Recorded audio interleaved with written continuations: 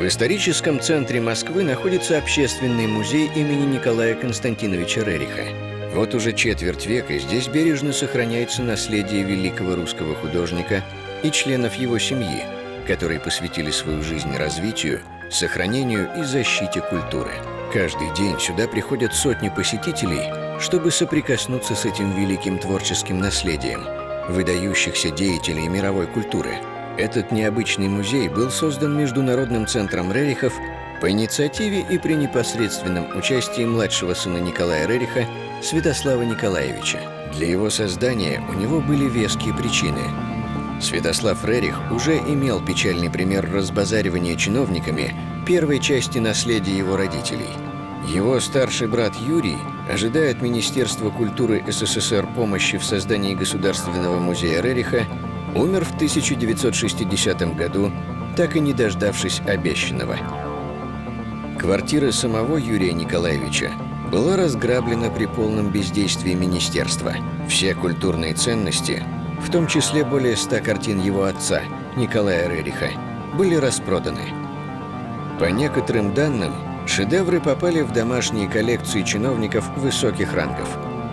Поэтому Святослав Рерих был убежденным сторонником музея в форме общественного культурного центра.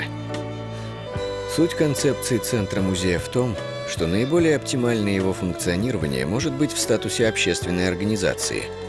Подчинение центра Министерству культуры, а тем более Музею искусств народов Востока, повело бы к неоправданному, на мой взгляд, сужению задач и возможностей центра. Центр должен обладать значительной независимостью, гибкостью, возможностью функционировать поверх ведомственных барьеров. По мнению Святослава Рериха, общественный статус более надежно гарантировал бы сохранение и развитие рериховского наследия. Кроме того, это позволило бы привлечь к работе музея широкие круги общественности. Что же сегодня представляет общественный музей Международного центра Рерихов, созданный на пожертвования и средства меценатов? Это прекрасно отреставрированная старинная дворянская усадьба Лопухиных, поднятая из полуразрушенного состояния без помощи государства. Это более 12 тысяч экспонатов, самое большое в мире собрание картин Рерихов, сотни выставок по России и за рубежом, международные научные конференции, издание книг и альбомов из архива семьи Рерихов, выставки современных художников-космистов, музыкальные вечера, фестивали народных культур, активное международное сотрудничество, связанное с популяризацией миротворческих идей Николая Рериха по защите мировых культурных ценностей. Сегодня эти идеи великого художника особенно актуальны в современном мире, когда каждый день человечество теряет в военных конфликтах бесценные сокровища культуры. Однако часть наследия Святослава Рериха до сих пор удерживается Министерством культуры Российской Федерации вопреки воле владельца. Речь идет о коллекции из 288 картин, которые он включил в свое завещание. Прошло более 20 лет, как полотна поставили на постоянное хранение в Государственном музее Востока. Но законность такого решения до сих пор вызывает вопросы.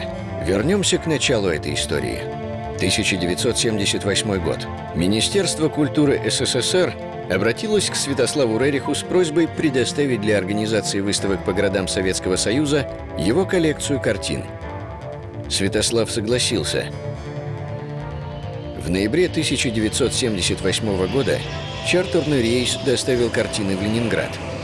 Здесь, в Русском музее, выставочный проект начал свое путешествие по стране. Существует акт приема передачи, в котором четко написано, что коллекция в количестве 296 полотен, собственником которой является Святослав Николаевич Рерих, принята на временное хранение. К этому акту есть поясочная опись и список картин на английском языке.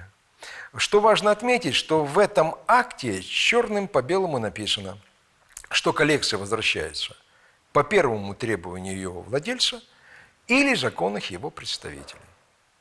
Поэтому коллекция попала в Советский Союз на временное хранение. Собственником был Святослав Николаевич. Когда закончилось первое турне, приказом Министерства культуры в 1989 году коллекция передается в Музей Востока на временное хранение.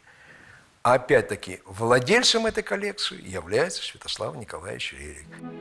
В 1989 году Святослав Рерих встретился в Москве с президентом страны Михаилом Горбачевым. На встрече он озвучил свое предложение создать в Москве музей имени Николая Константиновича Рериха. Главное условие – музей должен быть общественным, не подчиненным Министерству культуры. Только тогда Рерих был готов безвозмездно передать из Индии в Россию наследие своих родителей. Сотни картин, редкие культурные ценности, уникальный архив мирового значения. Он также предложил создать общественный фонд, который бы поддерживал всю деятельность будущего музея. Предложение было принято.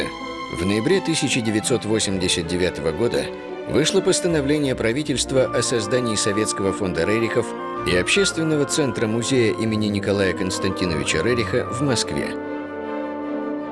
Государство обязалось оказывать содействие фонду в реализации его гуманистических задач. Через полгода в Индии Святослав Рерих оформил у нотариуса завещание. Все наследие он передавал Советскому фонду Рерихов для создания музея. Это касалось и коллекции рериховских картин, находившихся на временном хранении у Министерства культуры в Государственном музее Востока. Руководство Советского фонда Рериха обратились к Министерству культуры, господину Губенко, с просьбой выполнить волю Святослава Николаевича Рериха и передать Советскому фонду Рерихам на основании его распоряжения, вот документ, ту коллекцию, которая находится в Государственном музее Востока.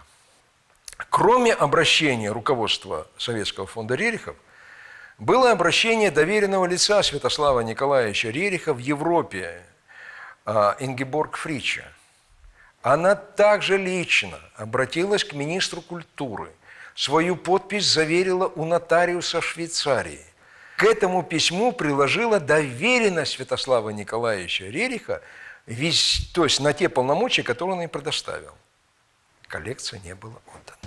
В 1991 году Советский Союз прекратил свое существование, поэтому Советский фонд Рерихов был преобразован в Международный центр Рерихов. Его почетным президентом стал Святослав Николаевич.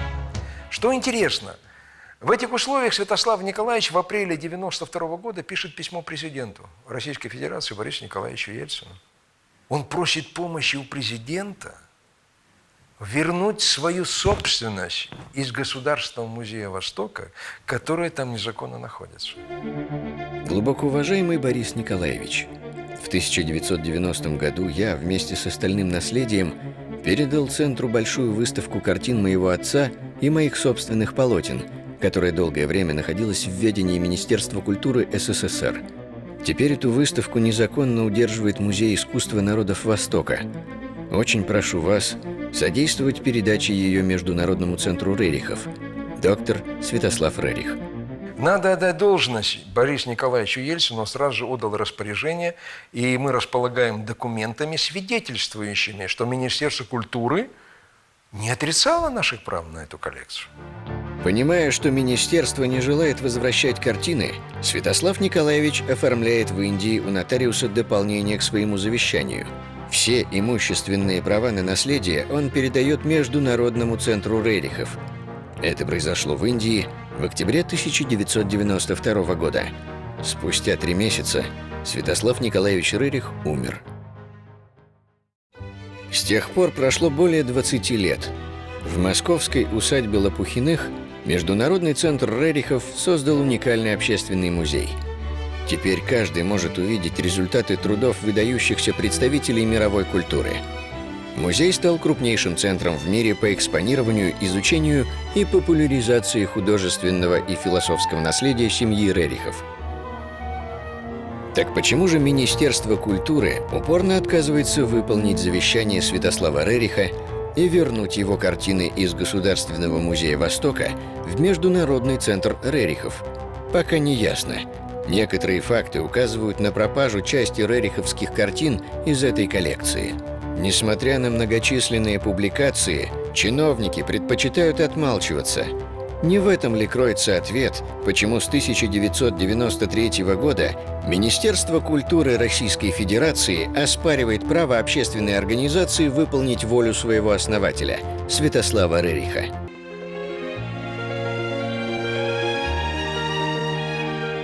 За время своего существования Международный центр Рерихов стал авторитетной в мире общественной организацией. Его международные проекты проводятся при поддержке ЮНЕСКО и Организации Объединенных Наций.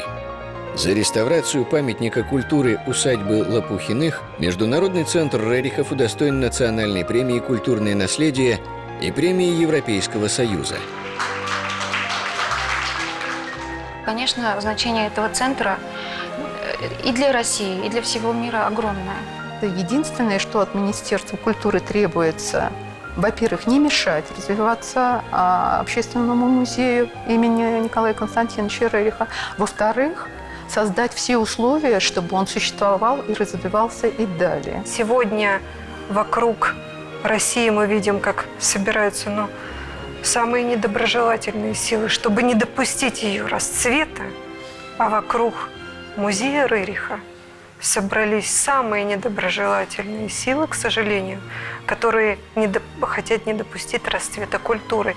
Эксперты говорят, что если Министерство культуры лишит Международный центр Рерихов прав собственника, это приведет к разрушению общественного музея. Нужен ли российской культуре такой сценарий? А пока центр Рерихов и дальше намерен добиваться выполнения воли своего основателя Святослава Николаевича Рериха.